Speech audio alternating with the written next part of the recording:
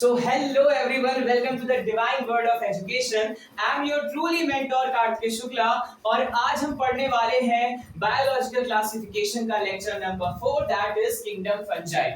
उससे पहले आप सोच रहे होंगे सर ने ये संस्कृत में क्या लिखा हुआ है। इट इज धर्म क्षेत्रे कुरुक्षेत्रे समवेता युयुत्सवः मामकः पांडवैश्चैव किम कुर्वत संजय।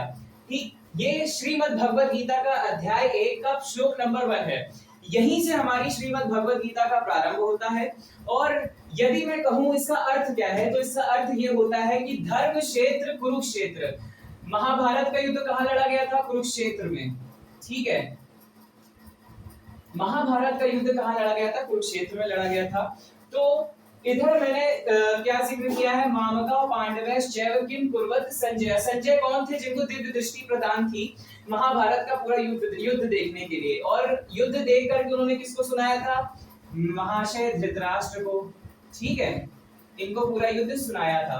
तो ये लिखने का पॉइंट ऑफ व्यू ये है कि आप जब कभी भी कोई एग्जाम देने जाते हैं, जैसे मान लीजिए अभी आपके बोर्ड एग्जाम होंगे, आगे आप कोई कॉम्पिटिटिव एग्जाम देंगे, तो कहीं ना कहीं आपके साथ आपके पेरेंट्स गए हुए हैं। ठीक है, और वो सोच रहे हैं कि उस धर्म क्षेत्र, उस कुरुक्षेत्र में यानी एग्जामिनेशन हॉल के अंदर मेरा बेटा, भगवान से वो पूछ रहे हैं कि मेरा बेटा किस तरह से अपने युद्ध के उत्तर दे रहा होगा, किस तरह से वो क्वेश्चंस को सॉल्व कर रहा होगा, किस तरह से उसके सामने जो क्वेश्चंस आ रहे हैं क्या वो सक्षम है उसको सॉल्व कर पाने में। तो कहीं ना कहीं ये सारे सवाल आपके माता पिता के मन में भी चलते हैं। एग्जाम केवल आपका नहीं होता है, आपके पेरेंट्स का भी होता है साथ में। ठीक है, तो ये लिखने का पॉइंट ऑफ व्यू मेरा केवल ये था कि जब कभी भी एग्जाम देने जाना ना, तो ये सोच लेना कि युद्ध तुम लड़ रहे हो, लेकिन साथ में तुम्हारे माँ बाप भी अपने साथ युद्ध लड़ रहे हैं कि मेरा बेटा किस तरह से पेपर दे रहा होगा, किस तरह से वो सारे क्वेश्चंस को सॉल्व कर रहा होगा। सो बेसिकली ये एक थॉट है मेरा कि आप सब जाने कि आपके पेरेंट्स आपके लिए कितना सैक्रिफाइस करते हैं। उसके बाद हम स्टार्ट कर रहे हैं हमारा आज का lecture, that is kingdom fungi. बात दरअसल ये होती है, जब कभी भी आप एग्जाम देने जाते हैं तो आप कभी ये देखिए कि कहाँ कितनी दूर दूर सेंटर जाते हैं आपके, और आपके अगर पेरेंट्स साथ में गए हुए हैं तो सोचिए उनको कितनी दिक्कत होती होगी। ठीक है, so let's start today's lecture that is kingdom fungi. Okay, so as in previous class मैंने तुम लोगों को बताया था कि किंगडम फंजाई को ना बड़ा ही यूनिक किंगडम कहा जाता है। क्या कहा जाता है? यूनिक किंगडम कहा जाता है। एक गाना था, इधर चला मैं उधर चला, जाने कहां मैं किधर चला। सो बेसिकली किंगडम फंजाई जो है ना, ऐसा ही मेंबर है। ठीक है, ऐसे ही मेंबर है। इनका क्या है कि इनके कुछ कुछ नए नए फीचर्स ऐसे निकल के आ जाएंगे कि इनको खुद ही नहीं पता चलेगा कि अच्छा मैं ये भी कर सकता हूँ, मेरे पास ये भी रूप है। ठीक, तो इस तरह से किंगडम फंजाई कहा गया। सबसे पहले तो एक चीज ये देखो, यूनिक किंगडम कहा जा रहा है इनको, प्लस साथ में ये कैसे होंगे? हेटेरोट्रॉपिक भी होंगे। कैसे होंगे? हेटेरोट्रॉपिक भी होंगे। एज वेल एज ये कैसे होते हैं? सिम्बायोट रिलेशन भी शो करते हैं। सिम्बायोट मैंने तुमसे कहा था कि कभी भी जैसे मान लीजिए फंजाई है, फॉर एग्जांपल लाइकेन। ठीक है, लाइकेन जिसको हम कंसीडर करते हैं एल्गी के उसमें भी करते हैं, बट ये क्या होती है? फंजाई के उसमें भी इसको कंसीडर किया जाता है, क्योंकि इसमें क्या रिलेशनशिप होता है कि एल्गी और फंजाई दोनों एक दूसरे की मदद करेंगे। एल्गी और फंजाई दोनों एक दूसरे की मदद करेंगे। इसको कहते हैं symbiote relationship. Symbiote relationship. Fungi क्या करता है? वो एल्गी को प्रोटेक्शन देता है। क्या करता है? प्रोटेक्शन देता है। ठीक है, और एल्गी जो होगी वो फंजाई को क्या करेगी? फूड नरिश करेगी। वो क्या करेगी? फूड नरिश करेगी। एक हाथ से दे, दूसरे हाथ से ले। ठीक, सो ये होता है हमारा सिम्बायोट रिलेशनशिप। तो फंजाई में क्या चीज हो गई? सिम्बायोट रिलेशनशिप हो गई। अब तुम देखो फंजाई जो होती है इसमें इतनी सारी बीमारियां होती हैं। तुमने फंगल इन्फेक्शन सुने होंगे। ठीक, फंगल इन्फेक्शन सुन रखा होगा। प्लांट में फंगल इन्फेक्शंस होते हैं, प्लांट में भी फंगल इन्फेक्शंस होते हैं, जैसे पक्सीनिया। ठीक है, पक्सीनिया, रस्ट वाली जितनी बीमारी होती है, रस्ट वाली। एक फंजाई और होती है अल्टरनेरिया। अल्टरनेरिया, ठीक है, अल्टरनेरिया बेसिकली जो होती है वो कहा जाता है कि फंगल इन्फेक्शन क्रिएट करती है, फंगल इन्फेक्शन। अब देखो जैसे मैंने तुमसे बताया था कि सारी स्पीसीज होती है, अब जैसे फंजाई की स्पीसीज में अगर हमने ये लगा दिया अल्टरनेरिया सोलेनाई, ठीक है, जीनस के नीचे अंडरलाइन, स्पीशीज के नीचे अंडरलाइन, तो सोलेनी है, इसका मतलब सोलेनी, यानी कि ये पोटैटो में कॉज करेगी, ठीक है, पोटैटो में कॉज करेगी। क्यों करेगी पोटैटो में कॉज? कहीं बैगन में भी तो कर सकती थी। पोटैटो में इसलिए कॉज करेगी क्योंकि पोटैटो का साइंटिफिक नेम क्या बताया था? सोलेनम ट्यूबरोसम, ठीक है। सो ये करेगी पोटैटो में कॉज। अब जब यहाँ पे अल्टरनेरिया सोलेनी की जगह मेलोनजेनी लगा होता तो ये क्या करती? ब्रिंजल में यानी बैगन में डिसीज कॉज करती। क्यों? क्योंकि बैगन का साइंटिफिक नेम होता है सोलेनम मेलोनजेनी। ओके, अब देखो क्या हुआ, इतनी सारी चीजें हमारी किंगडम फंजाई में हो रही हैं। ये सिम्बायोंट भी शो कर रहे हैं, ये हेटेरोट्रॉपिक भी शो कर रहे हैं, कहीं कहीं किसी हद तक पैरासिटिक नेचर भी शो करते हैं। पैरासाइट भी हो गए, ऑटोट्रॉफिक भी हो गए, चारों कैरेक्टर्स इनके पास आ गए फूड न्यूट्रिशन के, ठीक है। अब देखो किसी किसी जगह पर, जैसे प्रीवियस लेक्चर में मैंने तुमको बताया था कि फ्रूटिंग बॉडी का भी कॉन्सेप्ट आता है। इसका कॉन्सेप्ट आता है फ्रूटिंग बॉडी का। फ्रूटिंग बॉडी कैसी होती है फंजाई में? फ्रूटिंग बॉडी, तो फ्रूटिंग बॉडी कैसी होगी फंजाई में? मैक्रोस्कोपिक होगी, मतलब we can see it from our naked eyes, ठीक है, मैक्रोस्कोपिक होगी, मैक्रोस्कोपिक। और जहां पे भी टर्म हम माइक्रोस्कोपिक यूज करते हैं, इसका मतलब उसको हम बिना माइक्रोस्कोप के ऑब्जर्व ही नहीं कर सकते, वो इतनी माइन्यूट होती हैं, इतनी माइक्रोस्कोपिक होती हैं। लेकिन जहां पे वर्ड मैक्रोस्कोपिक लगा हुआ है, इसका मतलब हम उन्हें अपनी नेकेड आईज से देख सकते हैं, इजीली हम उसको ऑब्जर्व कर सकते हैं, ठीक है। तो ये तो बात हो गई हमारे किंगडम फंजाई में फ्रूटिंग बॉडी कैसी होती है। अब देखो इसमें प्रेजेंट होते हैं हाइफी, ये देखो हाइफी क्या होंगे? Hyphae is a thread like structure, these all are hyphae. और जब ये thread as a network form करते हैं, जैसे मान लो ये हमारा हाइफी एक बना दिया, ये हमने खूब सारे हाइफीज बना दिए, ठीक है। तो देखिए, तो मैंने क्या बताया, जो ये सिंगल थ्रेड लाइक स्ट्रक्चर्स होंगे इनको हम कहते हैं फंजाई में हाइफी। कभी एक काम करना, ठीक, रोटी घर पे मम्मी ने बनाई, ठीक है, और मम्मी चली गई घूमने के लिए बाहर, तुमसे कहा मम्मी ने कि रोटी खा लेना रात में, तुमने बढ़िया मंगाया, ऑर्डर किया जोमेटो से पिज्जा, ठीक है, और पिज्जा घर पे आया, तुम गए खाना, रोटी खाना तुम भूल गए। 2 दिन बाद मम्मी आई घर, उन्होंने कैसरोल खोला, देखा बाप रे इतनी सारी फफूंदी लगा दी तुमने रोटी में। अब जब तुम रोटी को वॉच करोगे, ध्यान से देखो, जैसे मान लो दिस इज अ रोटी, ठीक है, रोटी को तुमने देखा तो तुमने देखा उसमें हरी हरी कुछ ऐसे ऐसे स्ट्रक्चर्स प्रेजेंट है, ठीक है। तो वो क्या है, अगर उसको एक थ्रेड लाइक स्ट्रक्चर निकालोगे, धागे जैसे जो स्ट्रक्चर्स प्रेजेंट होंगे उसको निकालोगे, तो वो होता है हमारा हाइफी। और ये जो पूरा एक नेटवर्क टाइप का जो पूरा हाइफी बनाते हैं, इनको हम कहते हैं माइसीलियम। क्या कहते हैं? माइसीलियम, ठीक है। अब क्या हुआ, मम्मी जी ने रोटी फेंकी और 2 तुमको लगाए तमाचे खींच के, तुमसे कहा था मैंने रोटी खा लेना, तुमने नहीं खाई, तुमको खाना था पिज्जा। तो ये चीज हो गई। अच्छा एक चीज और, जो तुमने पिज्जा खाया है ना, पिज्जा में तुमने ऑर्डर किया था मशरूम टॉपिंग वाला पिज्जा, आहा मजेदार। तो वो मशरूम भी किसका मेंबर है? फंजाई का मेंबर है। अब बताओ मशरूम भी किसका मेंबर है? फंजाई का मेंबर है। मशरूम तुम लोग बड़े चाव से खाते हो कि आज नहीं, आज चलो मटर मशरूम खाते हैं, आज हम लोग मशरूम के कुछ और चीज खाएंगे, पिज्जा बन खाएंगे, उसमें मशरूम प्रेजेंट होगा। तो मशरूम भी फंजाई का मेंबर है। अब खाओगे मशरूम? तो कहो हाँ खाएंगे, बिकॉज वो एक एडिबल फंजाई है, वो एक एडिबल फंजाई है। एडिबल मतलब खाने योग्य।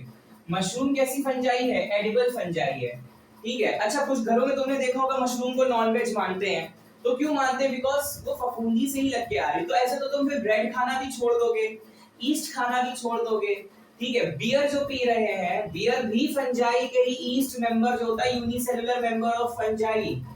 यूनिसेलुलर मेंबर ऑफ फंजाई कौन है? ईस्ट। सो बियर और ब्रेड इसी से बनती है, ठीक है। बियर और ब्रेड वो भी इसी से बन रही है। तो ये सब खाना पीना छोड़ दोगे, ब्रेड के बिना तो लोगों का जीवन ही नहीं होता है, बहुत से लोग ब्रेड खाते हैं, अब वो बात अलग है कि ब्राउन ब्रेड अलग है, मल्टीग्रेन ब्रेड अलग है, तो वो अलग बात है। तो ये हो गया माइसीलियम। अब देखो होता क्या है, इसमें जो रिप्रोडक्शन होगा, रिप्रोडक्शन यानी द फॉर्मेशन ऑफ प्रोजेनी, ठीक, तो इसमें जो रिप्रोडक्शन होगा वो तुम्हारा वेजिटेटिव भी होगा, वेजिटेटिव भी होगा, एसेक्सुअल भी होगा, और कैसा होगा, सेक्सुअल भी होगा, ठीक है। वेजिटेटिव रिप्रोडक्शन भी होगा, एसेक्सुअल रिप्रोडक्शन भी होगा और सेक्सुअल रिप्रोडक्शन भी होगा। एक चीज का ध्यान रखना, मैं तुमको बार बार समझा रहा हूं, वेजिटेटिव रिप्रोडक्शन का मतलब एसेक्सुअल रिप्रोडक्शन कतई नहीं होता है, ठीक है। कई बार मैंने देखा है बच्चे ये गलती करते हैं, एसेक्सुअल रिप्रोडक्शन के एग्जांपल में वेजिटेटिव रिप्रोडक्शन डाल देते हैं। क्यों भाई, क्यों डाल दोगे वेजिटेटिव रिप्रोडक्शन? वेजिटेटिव रिप्रोडक्शन को कई जगह पे वेजिटेटिव प्रोपेगेशन भी कहा जाता है, ठीक। तो इस बात का ध्यान रखना कि वेजिटेटिव में तुम्हारे केवल तीन चीजें आएंगी, fragmentation, fragmentation, fission, binary fusion की बात हो रही है यहाँ पे, और तुम्हारा आएगा फ्रैगमेंटेशन, बाइनरी फ्यूजन, और तुम्हारा जो सेगमेंटेशन जो होते हैं, ठीक है। सो ये तीन चीजें किसमें आ जाएंगी, तुम्हारे वेजिटेटिव रिप्रोडक्शन में। फिर एसेक्सुअल रिप्रोडक्शन में हमेशा ध्यान रखना स्पोर्स का फॉर्मेशन होता है, ठीक है। एसेक्सुअल रिप्रोडक्शन में स्पोर्स का फॉर्मेशन होता है, और सेक्सुअल रिप्रोडक्शन में दो गैमीट का यूज होता है, मेल एंड फीमेल, ठीक। सो ये कंफ्यूजन अगर है आज भी तुम्हारे पास तो ये यही क्लियर कर लो। आगे अभी हम फर्दर पढ़ेंगे, 12th में पढ़ना हम लोगों को रिप्रोडक्शन, तो उसको भी वहां पे अच्छे से इलैबोरेट करेंगे, बट ये चीज यहाँ पे क्लियर कर लेना। अब देखो किंगडम फंजाई में क्या हुआ, वेजिटेटिव भी होगा, एसेक्सुअल भी होगा और सेक्सुअल भी होगा। अब सपोज दैट ये है हमारा हाइफी, ठीक। अब रिप्रोडक्शन हुआ, एसेक्सुअल रिप्रोडक्शन हुआ, तो ये हाइफी में ना ये दो हाइफी आ गए सामने सामने, ठीक है। इसमें कैसी कंडीशन आएगी, मल्टी न्यूक्लिएटेड कंडीशन आ जाती है। ये सारे न्यूक्लियस हैं, तो ये कंडीशन कैसी हुई तुम्हारी, multi nucleated condition, multi nucleated condition, ठीक है। ये कैसे है, विदाउट सेप्टे, सेप्टे मतलब यहां पर जैसे मान लो सपोज दैट एक दूसरे हमने और बना लिए, ये मल्टी न्यूक्लिएट हो गया, ठीक है। बीच बीच में क्या, यहाँ पे एक ये जो वॉल्स है ना दोनों हाइफी की, इनके बीच में एक कनेक्शन बन जाता है, जैसे ये, ठीक है। सो इनको हम नाम देते हैं सेप्टे। इसमें सेप्टे प्रेजेंट नहीं है, इसमें सेप्टे प्रेजेंट है। जिसमें सेप्टे प्रेजेंट नहीं होता है वो किस कैटेगरी में रखे जाते हैं, फाइकोमाइसीटीज, फाइकोमाइसीटीज, ठीक है। जिसमें सेप्टे फॉर्मेशन हो गया, जिसमें सेप्टे फॉर्मेशन हो गया, इन्होंने क्या बनाया, अब देखो दोनों सेप्टे के बीच में एक एक न्यूक्लियस है, तो यानी ये कैसी कंडीशन हो गई, uninucleate condition, uninucleate condition, ठीक है। सो बेसिकली ये यूनी न्यूक्लियर कंडीशन जो होती है ये हमारे एसेक्सुअल रिप्रोडक्शन के उसमें होती है, ठीक है। एसेक्सुअल रिप्रोडक्शन के उसमें हो जाएगी, और ये किस किस ग्रुप्स में प्रेजेंट होते हैं, एक तो तुम्हारा हो जाएगा एस्कोमाइसिटीज, एस्कोमाइसिटीज, बेसिडियोमाइसिटीज, फिर तुम्हारा ड्यूट्रोमाइसिटीज, ठीक है। अब तुम कहोगे सर ये क्या, ये कौन सी तीन चार बलाओं के नाम आपने लिख दिए हैं, फाइकोमाइसिटीज क्या है, ये सारे ग्रुप्स हैं फंजाई के, बस अभी हम 2 मिनट के अंदर उसको भी कंसीडर कर लेंगे, तो ये हमारा आज फंजाई चैप्टर कंप्लीट हो जाएगा। अब देखो एक चीज और देख लो, ये बात हो गई एसेक्सुअल रिप्रोडक्शन की, जब बात होगी सेक्सुअल रिप्रोडक्शन की, तो सेक्सुअल रिप्रोडक्शन में ये मेल आया, ये फीमेल आया, लेकिन हमने क्या बताया था, सेक्सुअल रिप्रोडक्शन में 2n कंडीशन होती है, यानी डिप्लॉयड कंडीशन होती है मियोसिस में, ठीक है। तो यहाँ पे जब जाइगोटिक मियोसिस होगा तो सेप्टे यहाँ पे दो दो वैसे ही बनेंगे, ठीक, ये हमारे सेप्टे बन गए, बट कहानी में ट्विस्ट यहाँ पे ये आएगा कि ये जो न्यूक्लियस होंगे ये 2 न्यूक्लियस हो जाएंगे, हर सेप्टे के बीच में 2 न्यूक्लियस, यानी ये कैसी कंडीशन हो गई हमारी, बाई न्यूक्लिएट कंडीशन हो गई बेटा, बाई न्यूक्लिएट कंडीशन। और ये 2 न्यूक्लियस हैं तो इनको हम नाम देते हैं डाई कैरियन, डाई मतलब 2, कैरियन मतलब न्यूक्लियस। अगर तुम्हें अभी भी प्रीफिक्स और सफिक्स नहीं याद हुए तो बेटा क्या करोगे जीवन में, बायोलॉजी के प्रीफिक्स सफिक्स याद करते चलो। कैरियन मतलब न्यूक्लियस, ठीक, तो बाइन्यूक्लिएट की कंडीशन किस में आ गई, हमारे सेक्सुअल रिप्रोडक्शन में आ गई। ठीक, और सेक्सुअल रिप्रोडक्शन किसके किसके बीच में होगा, किसमें किसमें होगा, एस्कोमाइसिटीज, बेसिडियोमाइसिटीज। ठीक है, जो ड्यूट्रोमाइसिटीज वाली क्लास होती है फंजाई में, उसमें सेक्सुअल रिप्रोडक्शन नहीं होता है। क्यों नहीं होता है वो हम अभी आगे समझेंगे।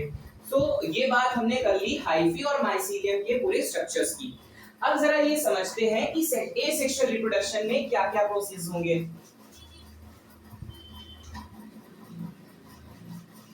देखो, एसेक्सुअल रिप्रोडक्शन जो होता है, एसेक्सुअल रिप्रोडक्शन जब होगा तो एसेक्सुअल रिप्रोडक्शन में सबसे पहले तो तुम्हारे स्पोर्स बनते हैं। तो तीन प्रकार के स्पोर्स किंगडम फंजाई में बनते हैं, ज़ूस्पोर्स, स्पोरेंजियोस्पोर्स और तीसरा कोनिडियो या कह लो कोनिडिया। ठीक, सो ये तीन टाइप्स के स्पोर्स जो होते हैं वो एसेक्सुअल रिप्रोडक्शन ऑफ फंजाई में बनते हैं। ज़ूस्पोर्स जो होंगे वो देखो कुछ स्ट्रक्चर, जैसे मान लो ये हमारा एक स्ट्रक्चर है फंजाई का, तो इसमें क्लैमाइडोमोनास जैसे एल्गी होती है वैसे स्ट्रक्चर्स होंगे। ये हो गए हमारे ज़ूस्पोर्स। ठीक है, ये क्या हो गए हमारे ज़ूस्पोर्स। अंदर ये पूरा तुम्हारा न्यूक्लिएटेड मटेरियल भरा हुआ है। सो ये जो एक पोर्शन दिख रहा है इसको हम कहते हैं ज़ूस्पोर्स। ठीक, ये हो गया हमारा ज़ूस्पोर्स। इसका एग्जाम्पल होता है oomaisites। oomaisites जो होगा वो फाइकोमाइसिटीज के दो मेंबर्स और होते हैं, जाइगोमाइसिटीज और oomaisites, उसका ये पोर्शन है। फिर जब बात करते हैं हम स्पोरेंजियोस्पोर्स की, तो स्पोरेंजियोस्पोर्स जो होता है वो जाइगोमाइसिटीज में प्रेजेंट होगा, जाइगोमाइसिटीज में प्रेजेंट होगा। इसका स्ट्रक्चर जैसे मान लो ये है, हमने बनाया खूब सारे माइसीलियम्स। ठीक है, ये हमने जो माइसीलियम बनाया तो इसमें फ्रूटिंग बॉडी से ही ये तुम्हारे स्पोर्स जैसे सब्सटेंस निकल करके आ जाते हैं। अंदर क्या होगा, न्यूक्लिएटेड मटेरियल। सो ये तुम्हारे क्या हो गए, स्पोरेंजियोस्पोर्स। फिर जब बात करते हैं कोनिडिया की, तो कोनिडिया जो होगा वो तुम्हारा एस्कोमाइसिटीज और ड्यूट्रोमाइसिटीज में होगा। ठीक, एस्कोमाइसिटीज और ड्यूट्रोमाइसिटीज में होगा। Again we will going to draw structure of mycelium. Mycelium बनाने के बाद इसमें थोड़ा सा ये फ्रूटिंग बॉडी जैसे मटेरियल्स प्रेजेंट होंगे और यहाँ पे ये तुम्हारे डॉट डॉट जैसे जो स्ट्रक्चर्स हैं इनके ऊपर तुम्हारे ये कोनिडिया प्रेजेंट होते हैं। ये सारे स्पोर्स कैसे हैं, माइक्रोस्कोपिक हैं। ये सब बिना माइक्रोस्कोप के तुमको नहीं दिखने वाले हैं। सो ये हमारा हो गया क्या, एसेक्सुअल रिप्रोडक्शन। ठीक, अब लास्ट की तरफ बढ़ते हैं, हमारे जो है सेक्सुअल रिप्रोडक्शन।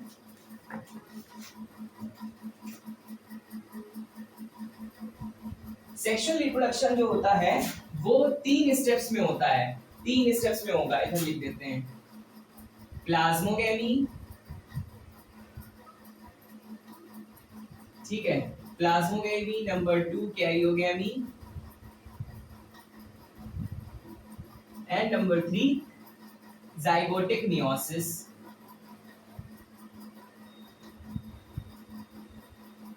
देखो प्लाज्मोगेमी क्या रही, प्लाज्मोगेमी यानी कि प्लाज्मा मेम्ब्रेन, प्लाज्मा से याद रखो, प्लाज्मा मेम्ब्रेन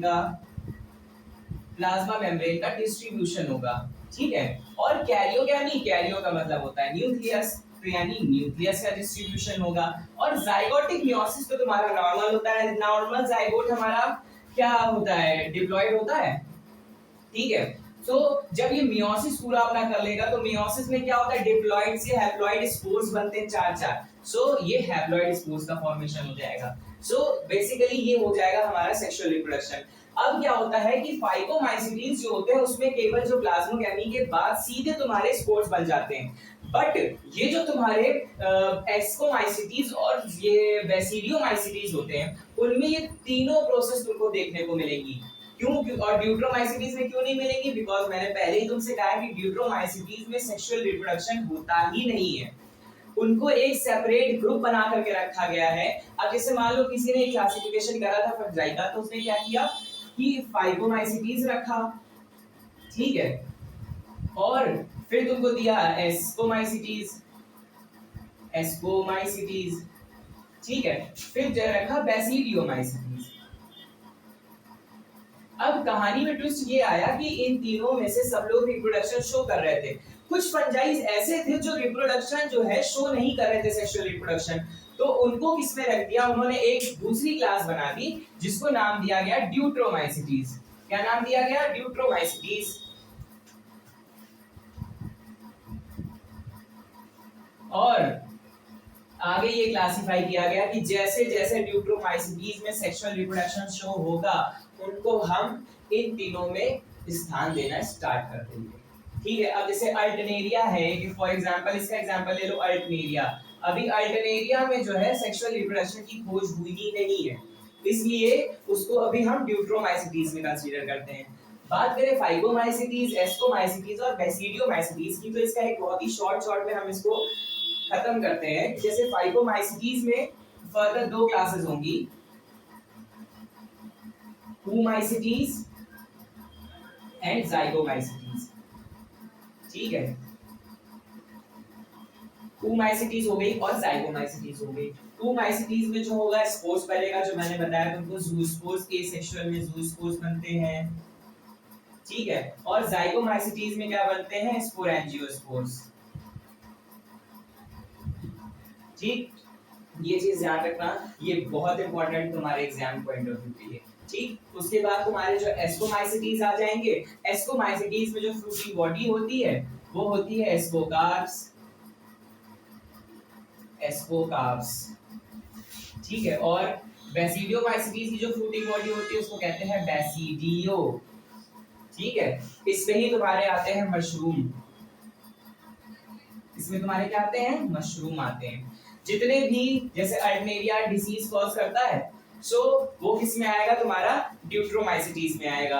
अब देखो जो एस्कोकार्प्स हैं उनका स्ट्रक्चर कैसा होता है? ये, ठीक है। इसी में कंडीशंस कैसी हो जाएगी? मल्टी न्यूक्लिएटेड कंडीशंस हो जाएंगी। ये तुम्हारे एस्कोकार्प्स का स्ट्रक्चर हो गया, ठीक है। सो ये तुम्हारा बेसिडियोमाइसिटीज, फाइगोमाइसिटीज, ड्यूट्रोमाइसिटीज में हमने तुमको बता दिया कि अल्टरनेरिया मेंबर जो होता है वो आएगा। सो ये तो तुम्हारा किंगडम फंजाई जो है यहाँ पे कंप्लीट हो गया। आगे बात जो तुम्हारे एनसीईआरटी में की गई है वो प्लांट के बारे में की गई है और एनिमेलिया के बारे में की गई है। अब प्लांट एनिमेलिया को हम ज्यादा विस्तार में नहीं बताएंगे क्योंकि तुम्हारा पूरा एक 3rd चैप्टर और 4th चैप्टर एनसीईआरटी का उसमें आता है। सो वो हम नेक्स्ट लेक्चर पे नेक्स्ट चैप्टर में देखेंगे। एक शॉर्ट चीज तुमको और बता दें, तुम्हारी एनसीईआरटी में कुछ एसेलुलर ऑर्गेनाइजेशंस भी दी गई है, एसेलुलर ऑर्गेनाइजेशंस जिनको वायरस कहते हैं। वायरस बेसिकली एसेलुलर है, यानी इसमें no cell present, non cellular होगा, ठीक है। और तुम्हारे उसमें वायरॉइड्स दिए गए हैं। वायरॉइड्स जो होती है वो स्मॉलेस्ट फॉर्म होते हैं वायरस का, स्मॉलेस्ट फॉर्म ऑफ वायरस, ठीक है। फिर तुम्हारे प्रायोन्स आते हैं और तुम्हारे लाइगेंस के बारे में दिया गया। लाइगेंस के बारे में मैंने तुमको बताया कि दे आर सिम्बायोट्स, ठीक है, यानी एल्गी और फंजाई रिलेशनशिप शो करते हैं, सिम्बायोटिक रिलेशनशिप शो हो जाएगी। सो वायरस कैसे हो गए हमारे? नॉन सेलुलर हो गए। वायरस कहीं भी तुम देख रहे हो नॉन सेलुलर, इनका जेनेटिक मटेरियल क्या होगा? या तो डीएनए होगा या तो आरएनए होगा, ठीक है। अब देखो जैसे मान लो प्लांट में कोई वायरस है, टीएमवी वेरी फेमस, बहुत पॉपुलर है, इनकी ख्याति दूर दूर तक विख्यात है। टोबैको मोसाइक वायरस जो तंबाकू के पेड़ में लगता है, तो टीएमवी टोबैको मोसाइक वायरस, ठीक है। मोसाइक यानी ये फ्लूइड रिलीज करते हैं, मोसाइक मतलब फ्लूइड होता है, ठीक है। एक और ख्याति प्राप्त वायरस है, बहुत ज्यादा बीमारियां होती हैं, कौन सा?